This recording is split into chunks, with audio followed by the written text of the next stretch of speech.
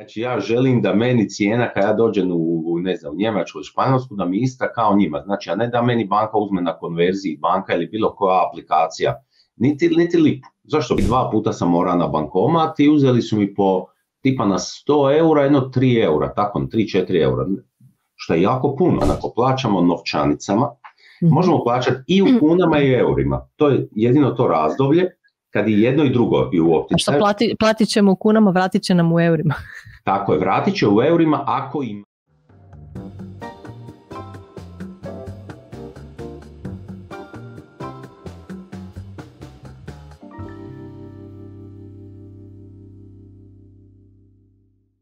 Dobar dan i dobrodošli u još jedan Finaxov podcast. Moje ime je Tamara, a naš gost danas je nama vrlo dragi prijatelj i financijski vloger, profesor matematike i svašta nešto, Toni Bok.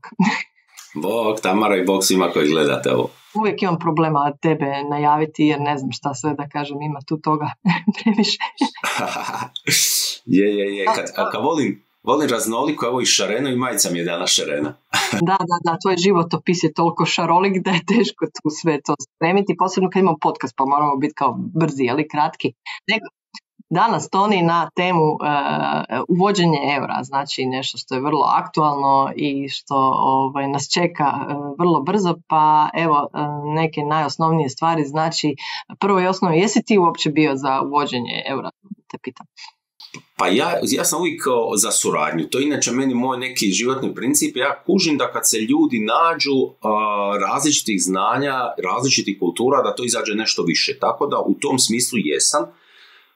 Sve ima pluseve i minuse, znači uvođenje eura ima i pluseve i minuse i kako ja nisam ekonomski stručnjak, ja se volim ekonomiju čitati kao ovako za svoj gušt, čitao sam što su pisali, vidim da ima više pluseva nego minusa. Evo i to je neki moj razlog zašto sam ja za uvođenje eura, nekako i još putovanja, stalno putujem i ja ne volim dati ni onaj 0,5% banci na konverziju. Znači ja želim da meni cijena kad ja dođem u Njemačku ili Španjolsku da mi ista kao njima. Znači a ne da meni banka uzme na konverziji, banka ili bilo koja aplikacija. Niti lipu. Zašto bi mi uzimala? Da, pa ne samo to, mislim, to je stvari nekakvog komocije, ja bih rekla. Evo ja uvijek kad dolazim iz Bratislava u Zagreb, prvo moram trčati u mjenjačnicu. Da. Jer jednostavno moram negdje konvertirati te eure. Upravo to što si rekao, ako ću ih ići na bankomat vadit, neće biti dobro. Znači moram jednostavno doći sa eurima, sva sreća po Hrvatskoj ima mjenjačnica jako puno, ali to nije isto tako u drugim zemljama. Recimo u Slovačku ako dođete u Bratislavi nećete naći mjenjačnicu na svakom ćošku. To je jednostavno, tu nije tako. Ja kad sam htjela tu neke stvari promijeniti, trebalo mi je truda da pronađem mjenjačnicu. Znači, to je isto nešto što će u svakom slučaju ljudima pomoći, upravo to. Kad putujete, znači da ne morate o tome razmišljati, da unaprijed mijenjate eure možda u Zagrebu po kojem tečaju ili ne daj Bože da otputujete pa da onda morate, ne znam, tamo vaditi na bankomatu i tako dalje. Banka će uvijek si uzeti svoj dio kolača. U tom smislu. Uvijek uzimaju. Da, evo ja sam sad 2 puta, to mi se nikad nije dogodilo, jednostavno sam zaboravio poniti eure i 2 puta sam morao na bankomat i uzeli su mi po tipa na 100 eura, jedno 3 eura, tako 3-4 eura, što je jako puno. Ali mislim se, ajde jedan put, nek se i meni to dogodi. Čak recimo sad se više plaća karticama, evo bio sam u Norveškoj, je norveška kruna. Ja krunu nisam vidio. Kod njih je sve karticama, apsolutno svi. U Švedskoj već godinama, apsolutno. Tamo ne možeš, mislim, u kešu možeš vrlo rijetko uopće platiti. Ne postoji mogućnost da možeš više platiti. Ali i to moramo znati, kad plaćamo karticama, da tu isto ne plaćamo po srednjem tečaju. Tu isto nam skidaju. I sad ćemo se toga osloboditi, a još pogotovo ove firme koje se bave uvoz-izvoza, zapravo svi mi, svaka firma bar ili nabavlja jedan dio sirovine izvana ili izvozi, njima će isto biti olakšano, znači manji troškovi. Evo, ovo doba inflacije možda i mogućnost smanjenja cijena radi toga ili povećanja plaća od sve više firme. Tako da evo, ja sam za. Tamara, po ovome, mislim da si ti bila za. Da, pa jesam, bila sam, kažem, to će uvelike to olakšati, jer recimo ja zbog toga držim još uvijek neke račune u Hrvatskoj, da bi mogla recimo plaćati lokalne nekakve račune u kunama. Znači, razumiješ, jer inače mi je to teško, ja odavde ne mogu napraviti doznaku u Hrvatsku u kunama. Ne mogu iznos u kunama ako želim platiti mobitel, jer ne postoji. Znači, morala bi gađati nešto okolo, cifru, da bi mogla poslati na račun. I ne znam opet po kojem tečaju bi to bilo promijenjeno i da li bi dovoljno poslala. Znači, to s te strane će automatski pomoć i moći ćemo recimo ugasiti račune koji nam ne trebaju. Recimo da to tako kažemo, tako da ćemo smanjiti troškove s te strane. To je dobro. Eto, pa dobro, pisalo se ovih dana dosta o tim cijenama, jel, i dvojnom iskazivanju cijena i možeš nam reći nešto o toj razlici i tom dvojnom opticaju? Znači, prvo ide dvojno iskazivanje od 5.9. ove godine. Sve trgovine, svi restorani su obavezni imati cijene i u kunama i u eurima i to će biti 1 godinu i 5 mjeseci, znači do kraja sljedeće godine, tako da je lakše pratiti ako dođe do nekih prevara, jel, da je se znalo se događati. To je zapravo uvedeno u zadnjih godina, ovo ne znam kad je Slovenija ušla, a kad su na početku Njemci mijenjali, mislim da oni to nisu imali, nego jednostavno do jednog dana ti bilo u markama, od sutradan u eurima i sad moglo je tu biti manipulacija. Ljudi ne zapamtiš ti, teško usporediti cijene kad jedno u markama, a drugo je u eurima. Tako da je to zapravo nama zaštita, nama potrošačima. A dvojni opticaj, to će biti ludo razdoblje, ja mislim. To je od 1.1. do 14.1. Znači, dođemo u dućan, ako plaćamo novčanicama, možemo plaćati i u kunama i eurima. To je jedino to razdoblje kad je jedno i drugo i u opticaju. Platit ćemo u kunama, vratit će nam u eurima. Tako je, vratit će u eurima ako imaju. Ako nemaju, vratit će u kunama, ali u pravilu bi trebali imati i vraćati u eurima. Sad se ja pitam, mislim, prošle su druge države to, ali kako će na blagajni? Što će on imati 2 blagajne? Imat će jedno ispod druge. Ako dođu u pljačkaši, daće im ovu gornju kunu. To je jako, jako nezgodno i mislim da ćemo biti svi tih 14 dana da će biti prilično ludo po trgovinama. Bolje shopping obaviti prije, jel da? I onda tako onako u 12. mjesecu će biti najveći shopping, pa onda obavite prije, a čekajte 15. Da, ili ako već obavlja se shopping, plaćajte karticama u tom razdoblju, jer mislim da će svi biti zbunjeni, da je lako moguće da će se događati greške, nenamjerne greške, da će ljudi biti nervozni jer kad dobiju neće biti sigurni jesu dobili dobro. Hoće li to gospođama na kasi tamo kasa preračunati koliko ona mora u eurima vratiti? Ili što? Je. Da mislim da mora računati svaki put. A ne. To će biti, ali to je jako, jako nezgodno. Biće razdoblje kad će ljudi biti, znači pripremimo se, bit ćemo duplo nervozni nego inače. Dobro, ali obično u prvom mjesecu se smanji potrošnja jer se sve potroši u 12. pa neće biti takve gužve. Valjda na to računaju, zato su to do 14. Dosta je praznika, tu znaš, 1. ne znam 6. pa tako. Još uzmeš vikend i eto. No, to je interesantno, da. Znači, dobro je, znate da se ljudi to trebaju pripremiti, možda to upravo da planiraju, znači shopping prije, ili da naprave si, što si rekao, online, nek naruče sve, da dođe lijepo kući i plate karticom. Ili u trgovinama plaća karticom, pa nema tih kovanica, novčanica. Mada imam osjećaj da će svi ti odmah prve dane dobiti eure, znaš, pogotovo mi ćemo imati naše hrvatske kovanice, pa će svi ti da vinja kako to izgleda. Kako se sjaje, da. Koje su sve sličice gore i to. Biće prilike. I oni ne vidi, da. Kako ćemo doći. Dobro, a ti znam da si dosta radio sa tim cijenama i razlikama u cijeni i svemu tome. Da li misliš i ono što se sad pisalo, mislim da koliko tu ima u stvari prostora da trgovci tu nas nešto prevare i hoće li zaista stvari poskupiti? Ja znam kad recimo Italija prelazila sa lire na eure, to je bio dosta veliki skok poslije za kavu. Da, pa ovako, ja nekako mislim da trgovački lanci neće baš toliko, da neće, nekako vjerujem da neće baš ići na ta neka varanja i namjerno dizanje cijene, zato što prvo velika je konkurencija. Mi imamo toliko tih shopping centara, ne sviđa mi se jedan taj centar, pa idemo u drugi.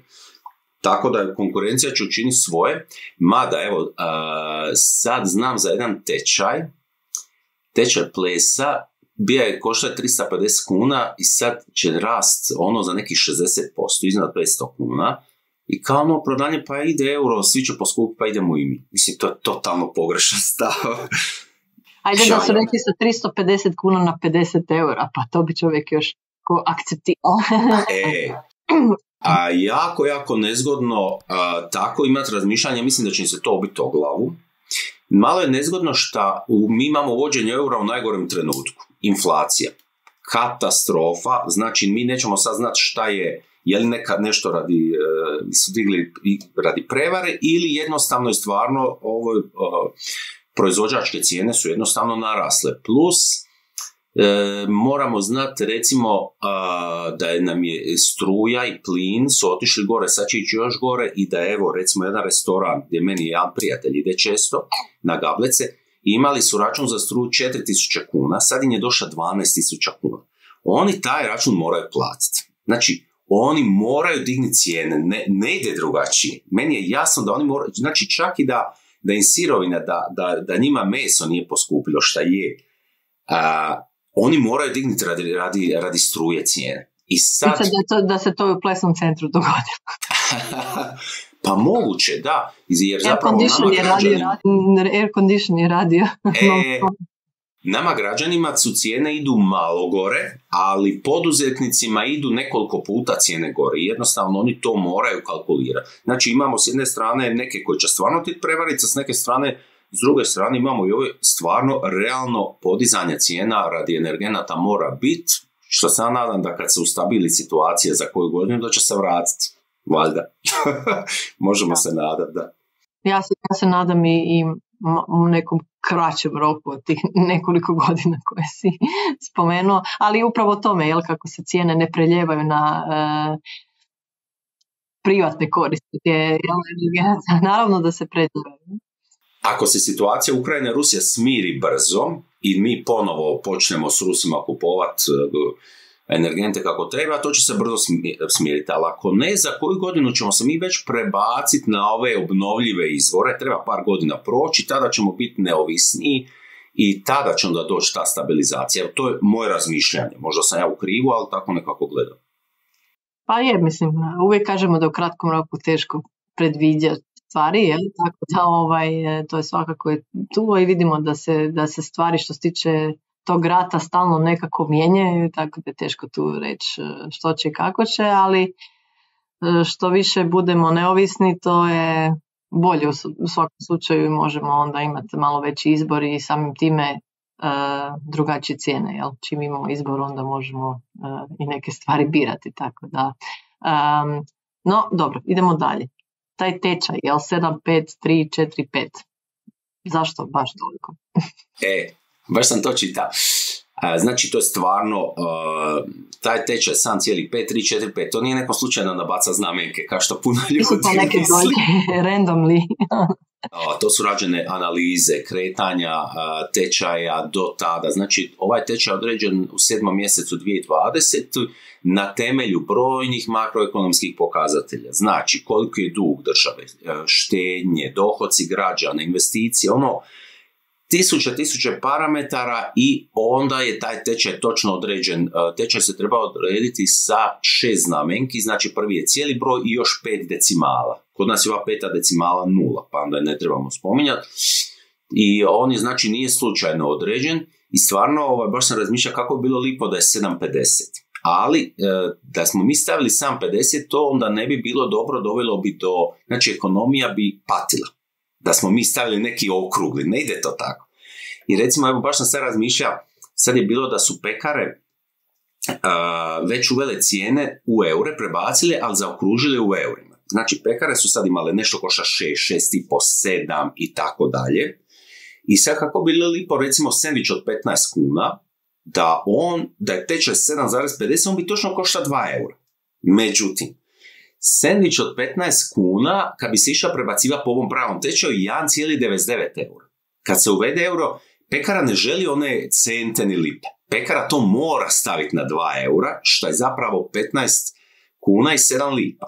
I sad, jesu li oni prekršili etički kodeks? Po etičkom kodeksu kaže da ne bi smjelo biti neopravdano povećanje. Je li ovo opravdano kada oni jednostavno žele zaokruženo i da to zaokruže? To je sad pitanje, jel? Neko će reći je, neko će reći da nije. Pa onda bi ljudi zaokružili plaće i svašta bi zaokružili. Ali pazi, pekara ne želi imati cente, njima je to problem. Njima je to problem, dodatni trošak vjerojatno, jel? A gledaj, sad će se morat naviknuti da će imati više kovanica nego prije, zato što 1 euro je 7,5 kuna. Znači, prije su, znaš, bili naviknuti na papirnati novac više, zato što si već od 10 kuna plaćao sa nekakvim papirom, a sad će svakako imati više kovanica, jel? Da, ali pazi, šta su neke pekare napravile? One su već sad cijene promijenile i sad je u kunama, recimo nešto 7,33. Aha, to. To je sad nezgodno. I sad pitam, vraćaju li oni te lipe? Jer ja ne znam kad sam zadnji put vidio 1 lipu. To može biti točno izračunato jedino ako plaćamo karticom. Onda će ti stvarno skinuti tako. Mogu su reći, kod nas se plaća samo karticom. Ne ide to kod nas. Nismo mi Švedska i Norveška. Nema šanse. Prvi korak. To bi bio prvi korak. To je bilo lijepo da neko kaže. Sad kad sam bio to u Norveškoj, stvarno sam vidio kako je sve jednostavnije. Čak i ovu manču možeš ostaviti konobaru na kartici. Normalno, da. Da, tako da, ali evo, to su neki problemi. Znači, nije samo da će trgovci možda nasvarat, nego možda će oni korigirati cijene na način da budu zaokruženi brojevi samo zato što tečaj nije 7,50 nego je 7,53, a oni stvarno žele zaokružene broje. Pa dobro, ali onda bi bilo okej da je možda zaokruženo onu nižu. Pazi, ako je 7,53 pa onda neka na 7,50 zaokruže. Hoću reći na 15 kuna, jel? Ili na tako nešto neka zaokruže da to bude, jel? Ali konverzija ide u drugom smjeru. Konverzija ide u tom... Znači, nešto, što košta 15 kuna, ako se ide točno prebaciti u euro, to je 1,99. Znači, to je stvarno logično da se zaokruži na 2, na više, jel? Ja sad to govorim... To je, 1,99, znaš, ali šta sad biti sa onim što je 1,96, recimo, ili 1,93, kamo, to će isto na 2 eura, pa to više nije baš isto, jel plaćaš na 1,93 2 eura ili plaćaš 1,90 onda, pa bude lakše, pa ćemo im 10 centi. Je.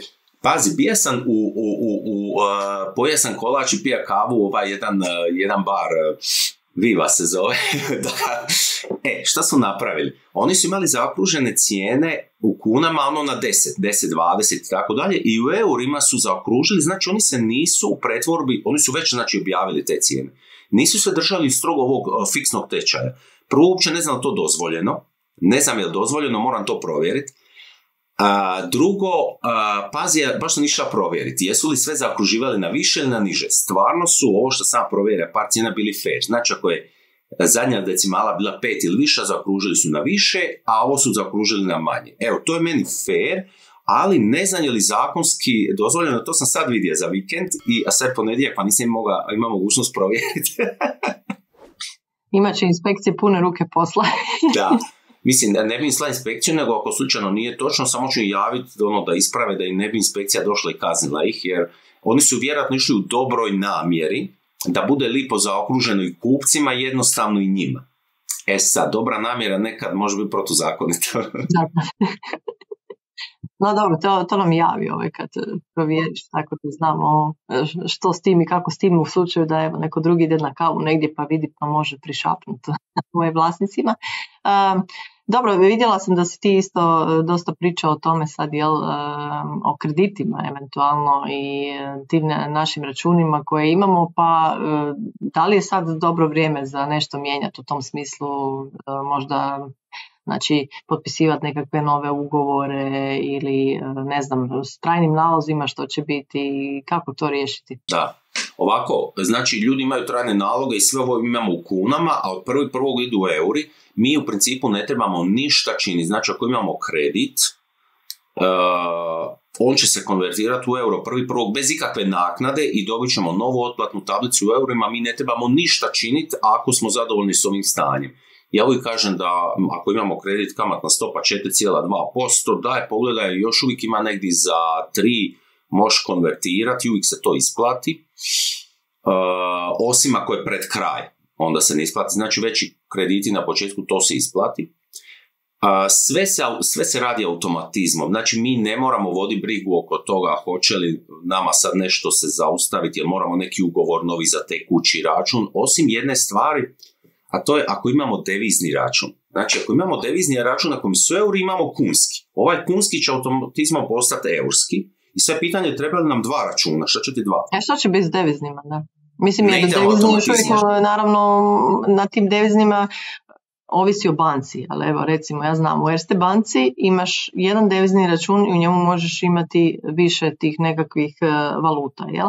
Dok ja se sjećam Raiffeisen banka je imao si devizni račun, ali recimo u Erste banci si mogao imati jednu karticu za cijeli devizni račun, znači bez obzira koje valute imaš i one su se trošile određenim, kako bi redoslijedom, jel? Ako si imao dolar, prvo išao dolar, drugi išao euro, treći ne znam i tako dalje. Sad, u Raiffeisen banci si imao karticu za svaku valutu. Da, ne znam jesu se osuvremenili. Ono što zapravo, ako mi imamo devizni samo radi eura, onda nam je on nepotreban i u principu ga moramo zatvoriti, tu postoje naknade. Međutim, 60 dana, znači u siječnju i veljači sljedeće godine, mi ćemo to moći besplatno zatvoriti, bez naknade, ali moramo doći tamo i reći da želimo zatvoriti taj, ako je devizni eurski. Evo, ja isto imam devizni eurski u principu i samo mi je za eure služio, znači meni će taj devizni postati nepotreban i sad ja ga plaćam trenutno, a od 1.1. ja neću imati potrebu. Jedino znači za ovi koji će imati, koji imaju još dolar ili neku treću valutu, oni mogu ostaviti sebi taj dolarski. Ali evo, eurski devizni možete slobodno zatvoriti, prebaciti novac na budući tekući naš koji će isto biti u eurima, spojiti ih bez plaćanja naknade. Evo, to je. To je dobro, treba pojednostaviti stvari, a i smanjiti naknade, jel? Tako da ako ne trebamo imati ekstra račune, u svakom slučaju dobro otići u banku, raspitati se i zatvoriti ono što nam ne treba. I eto, nešto što smo pričali malo prije nego smo počeli snimati podcast, to su ti naši novčići koje držimo doma u ormaru, madracima i tako dalje. Što sad vidimo da je povećani su depoziti, kad je dobar tajming po tebi, u stvari promijeniti sve kune koje ljudi drže, da to tako kažemo, kod kuće, što prije ili čekati sljedeću godinu ili što misliš? Tamara, prvo da malo razjasnimo da kod nas ljudi stalno kažu nemam, kad ono 20 do 30 milijardi kuna ne na računima nego doma nam stoje. To je bilo sad jesensko čišćenje već madraca. To su ogromni novci, to je ono, koliko je to? To je ono po više od 10.000 kuna po osobi, naravno neki imaju puno, neki imaju malo, ali zapravo imamo hrpu novca, znači nije 10, malo manje, ajde. Malo manje, 6-7 tako tisuća kuna u prosjeku. To su kune koje se moraju konvertirati u eure, od 1.1. s kunama više ne možemo plaćati. Znači ovako, najjednostavnije je staviti ih na račun ili negdje. Obrisa prašinu s njih prvo. Da, prvo ih pronaći, ko zna di su. A možda je prilika da kad imamo taj novac, možda početi investirati negdje. Sad je, znači cijene su niske, sad su, fondovi su povoljni, možda sad to prilika da vidimo di ćemo, šta ćemo. Znači to je jedna opcija, staviti sad negdje, ili znači u neki fond, ili staviti jednostavno na tekući, 1.1. će se to automatizmom konvertirati. Druga opcija bi bila ako mi nađemo, da ranije to promijenimo, ako nađemo neku banku ili mjenjačnicu gdje je prodajni tečaj ispod 7,53, onda se sad isplati to promijeniti. Onda ćemo zapravo dobiti više eura za naše kune i recimo di to ima ova aplikacija Revolut, za nju znam, jer ja sam mijenjao, on koji ima standardnu karticu može tih do 1000 eura bez naknade promijeniti, samo nemojte mijenjati vikendom, tada je naknada neka. Oni imaju niži i možda još neka aplikacija, evo, može svak provjeriti. To sam ti htjela pitati, kako je sad to u stvari sa mjenjačnicama? Da li one drže neke svoje tečajeve i do kada to je? Da, do 1.1. oni imaju pravo imati svoj tečaj. Znači, ovaj fiksni tečaj, to je tečaj po kojem će se mijenjati kune u eure 1.1. A mjenjačnice mogu imati sad koji god žele tečaj. I sad je srednji tečaj tijekom ljeta uvijek malo niži, ali opet nije dovoljno nizak da ovaj prodajni bude nama isplati. Još pazite, u mjenjačnice mogu oni napisati da je prodajni 7,52, ali ono piše commission, naknada za mijenjanje 1%. Pazite i na to.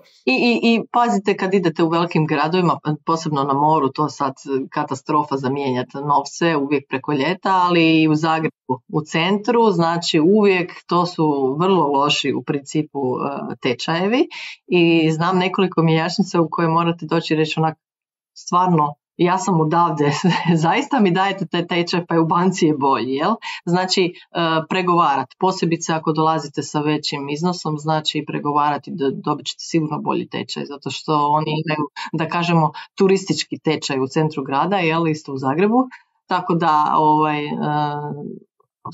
možete uvijek pitati, tražiti bolji tečaj, zato što moraju vam ga dati, jer ono što daju turistima koji dođu i koji nemaju možda drugog izbora je jedna stvar, ali izađete iz banke na ćošku i ispada da u banci koje ste digli devize, zato što obično ne mijenjate devize u banci jer je loši tečaj, i dođete u mjenjačnicu i oni vam daju još lošiji tečaj, onda tu nešto ne štima. Da. Ali u principu trenutno ne isplati se to u mjenjačnicama jer je tečaj viši od ovih 7, 5, 3, 4, 5, nego staviti na neki račun i to će se automatizmom promijeniti. A ako zaboravite i pronađete dogodine ili za 2 godine, nema problema. 2023. možete opet bez naknade se sve to po tom fiksnom tečaju možete u bilo kojoj banci promijeniti, a onda od 2024. u HNB-u do ove papirnate do kraja života možete, znači ako nađete negdje tamo za 10 godina bez brige, moći ćete ih promijeniti u eure. Možete uramiti da imate za uspomen. Da, ono za sjećanje neko. Tako da evo, to ne bi trebalo biti problema. Dobro, znači to je dobro, htjela sam te to pitati oko mjenjačnica i sve, jer mislim da dosta ljudi to zanima, u stvari na koji način najlakše promijeniti, da li se isplati uopće sad i treba li se uopće razmišljati o tome ili jednostavno staviti da banka to promijeni, pa onda kažem tu, da, ali tu, znači tu je sad govorimo o nekakvih malo više od 3 mjeseca, jel, znači do tog datuma i sve, ali isto kao što je Toni rekao, razmišljajte o tome, znači novac u banci na računima uz veliku inflaciju, svi depoziti koji se sad stavljaju, da, jako gube na vrijednosti, tako da je možda dobar trenutak da razmislite što i kako s njima. Eto, Toni, da li imaš još možda nešto za dodat na ovu temu, jer smo sve prošli? Pa sve možemo, ako bude potrebe, ako bude pitanja u komentarima, možemo još jedan snimiti do nove godine, pa evo, to je to. Hvala još jednom na iscrpnosti i na svim podacima, informacijama, ti si stvarno čovjek koji se dubinski s tim stvarima pozabavi i drago mi je da si nam došao još jedan put u podcast i da si podijelio sve informacije s nama. Hvala, i ako imate bilo kakvo pitanje, slobodno pišite u komentar, pa ćemo možda snimiti drugi podcast ili odmah odgovoriti. Eto, to je to. Puno hvala.